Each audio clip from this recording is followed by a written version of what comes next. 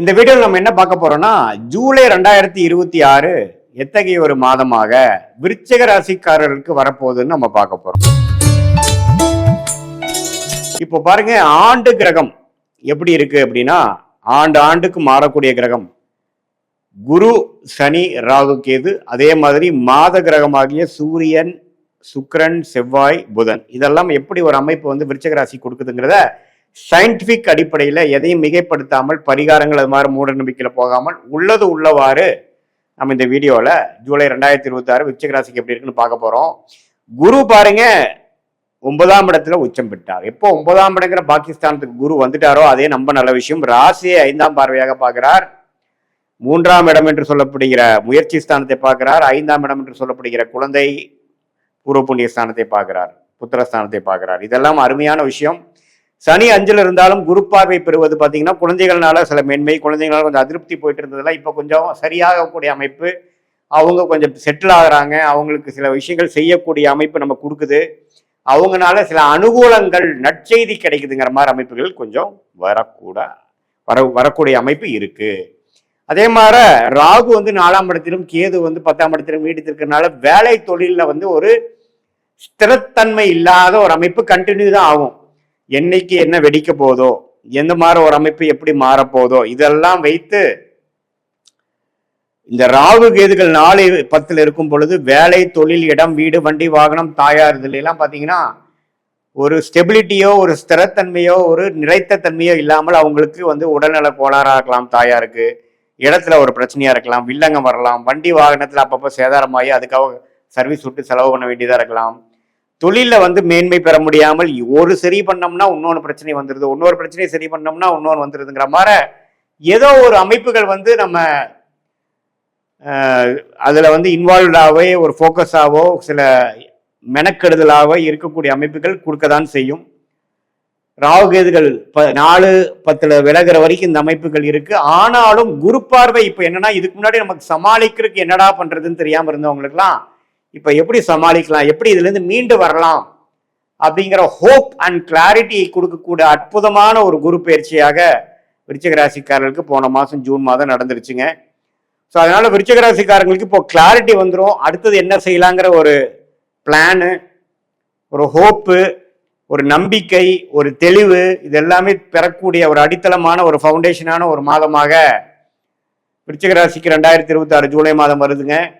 அதே மாதிரி மாதம் மாறக்கூடிய கிரகமாகிய ராசி அதிபதியாகிய செவ்வாயே 7ஆம் இடத்திலிருந்து ராசியை பார்க்கறதுனால தனக்கு வேணுங்கிறதெல்லாம் கொஞ்சம் கெட்டிக்காரத்தனமா முடிச்சுக்கிறது, நம்மளுடைய மைண்ட் நம்மளை ஃபோக்கஸ் பண்ணி நமக்கு என்னென்ன விஷயங்கள் பிரச்சனையா இருக்கோ அதெல்லாம் சரி பண்ணிக்கக்கூடிய அமைப்புகள் இருக்கு. அதே சமயத்தில் குடும்பத்தில் கொஞ்சம் இதனால ஆர்கியூமெண்ட்ஸு, கருத்து வேறுபாடுகள், டிஃபரன்ஸ் ஆஃப் ஒப்பீனியன், சில விஷயங்கள் வந்துட்டு போகலாம். கொஞ்சம் நீங்க அடக்கி வாசிக்கணும். ஏன்னா செவ்வாய் 7ஆம் இடத்துல இருக்கும் பொழுது கோபதாபங்கள் கூடாது, குடும்பத்துல நிம்மதியை கெடுக்கும், அந்த அன்னோனியத்தை கொஞ்சம் குறைக்கும். ஸோ அதை நம்ம புரிஞ்சுக்கணும். அதே மாதிரி இப்போ கலப்பு திருமணம், வேற ஒருத்தரோட திருமணம் வர்றது, கலப்பு திருமணம் ஆகிறது, அல்லது ஒரு காதல் வருவது, அது மாதிரி விஷயங்கள்லாம் வரக்கூடிய அமைப்புகள் உண்டு. அது நல்லா பாசிட்டிவா இருக்கும். அதே சமயத்துல பாத்தீங்கன்னா ராஜயோகாதிபதி ஆகிய சூரியன் எப்படி இருக்கிறாருன்னா 9ஆம் இடத்துலயே குருவோட சேர்ந்து இருக்கிறது அருமை. அப்பா மூலமாக நல்ல விஷயங்கள், அப்பா தொழிலுக்குள்ள நாம போறது, அப்பா கிட்ட இருந்து பூர்வீக சொத்து வர்றது, தாத்தா சொத்து வருவது, அடுத்து நம்ம யோகமா அரசு உத்தியோகத்துல எதிர்பார்த்துட்டு இருக்கிறவங்களுக்கு அது டக்குன்னு ஒரு கிளிக் ஆகுறது, கவர்மெண்ட் ஜாப் கிடைக்கிறது, கவர்மெண்ட் ரிலேட்டடான ப்ராஜெக்ட்ஸ் கிடைக்கிறது, அது மாதிரி விஷயங்கள்லாம் ரொம்ப பாசிட்டிவா இருக்கு. ஏன்னா தொழில் ஸ்தானாதிபதியே குருவோட சேர்ந்து 9ஆம் இடத்துல இருக்கும் பொழுது தொழில் மேன்மை, வேலையில் பயங்கரமான முன்னேற்றம், எதிர்பார்த்திருக்கிற சேஞ்சஸ் நமக்கு கிடைச்சதுங்கிற மாதிரி அமைப்புகளை கொடுக்கக்கூடிய அற்புதமான ஒரு மாதமாக இந்த விருச்சிக ராசிக்காரருக்கு ஜூலை மாதம் வருது. சுக்கிரன் 10ஆம் இடத்துக்கு இருக்கிறார். அதே சமயத்துல அடுத்த வரக்கூடிய அந்த புதன் பாருங்க 8ஆம் இடத்திலே நீடித்திருக்கிறார். ஸோ இதுல இருந்து என்ன தெரியுதுன்னா, இந்த ரிசர்ச்ல இருக்கிறவங்க, வெளிநாடு போகணும்னு நினைக்கிறவங்க, வெளிநாடு படிக்கணும்னு நினைச்சு அப்ளை பண்றவங்களுக்குலாம் ஓரளவுக்கு தேர்ச்சி பெற்று அதுல வந்து விசா கிடைக்கக்கூடிய அமைப்புகள்லாம் இருக்கு. ஸோ எப்படி பார்த்தாலும் 9ஆம் இடம்ங்கிற பாகிஸ்தானத்துக்கு சூரியன் குரு வருவதும், 2 ராஜயோக அதிபதி யாரு, விருச்சிக ராசிக்கு சூரியனும் குரு தான், அவங்களும் நல்லா இருக்காங்க. சந்திரனோட வீடுங்கிற 9ஆம் இடத்துக்கு வராங்க. 8ஆம் வீட்டு அதிபதி 8ல் இருக்கிறார். கொஞ்சம் பணம் வர வேண்டிய விஷயங்கள்லாம் கொஞ்சம் வரும்.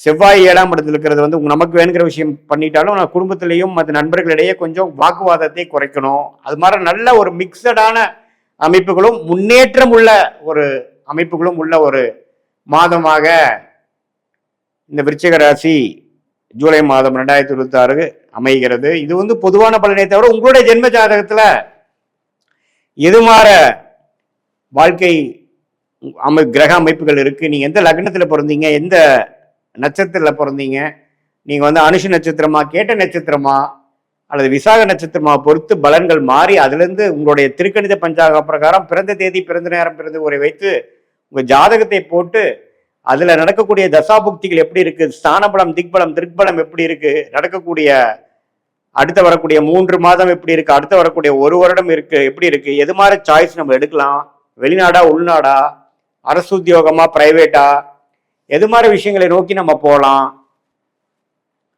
அப்படிங்கிறதெல்லாம் நம்ம தெளிவா ஜாதகத்துல பார்க்கும் பொழுது இப்ப நம்ம பேசின கோச்சார் அமைப்பு, ஆண்டு கிரகத்தின் சஞ்சாரம், மாத கிரகத்தின் சஞ்சாரம் சேர்த்து வைத்து பார்க்கும் பொழுது சயின்டிபிக் வேதிக் அஸ்ட்ராலஜி முறையில தெளிவான பலன்கள், அடுத்து வரக்கூடிய ஷார்ட் டேர்ம், லாங் டேர்ம் எப்படி இருக்கு, எது மாதிரி முடிவுகளை எடுத்தா நமக்கு சாதகமா வரும், எது மாதிரி முடிவுகள் நமக்கு சரியா வராது, அதுக்கு நேரங்காலம் என்ன, எப்போ வந்து அந்தந்த டைம் நடக்கக்கூடிய அமைப்புகள் இருக்கு, நமக்கு திருமணம் லேட் ஆகிற அமைப்பா, சீக்கிரம் ஆகிற அமைப்பா, எது மாதிரி திருமணத்துக்கு அப்புறம் வெளிநாடு போக போறோமா, அல்லது குழந்தை பேர் எதிர்பார்க்குறவங்களுக்கு எப்போ குழந்தை, எது மாதிரி டைம் இருக்கு, எது மாதிரி டைம்ல ட்ரீட்மெண்ட் பண்ணலாம், ட்ரீட்மெண்ட் இல்லாமையே குழந்தை பெறலாமா, அதே மாதிரி நம்ம உத்தியோகத்தில் எப்போ உயர்வு கிடைக்கும், எப்போ நம்ம வந்து ஜாப் சேஞ்ச் பண்ணலாம், எப்போ நம்ம வந்து அடைக்க வசிக்கலாம், தொழில் எப்போ டெவலப் பண்ணலாம், உங்களுக்கு தொழிலா வேலையா, எது உங்களுக்கு செட் ஆகும், இப்படிங்கிற மாதிரி உங்களுடைய பிறந்த தேதி, பிறந்த நேரம், பிறந்த ஊரை வைத்து வரக்கூடிய உங்களுடைய கர்ம பலனை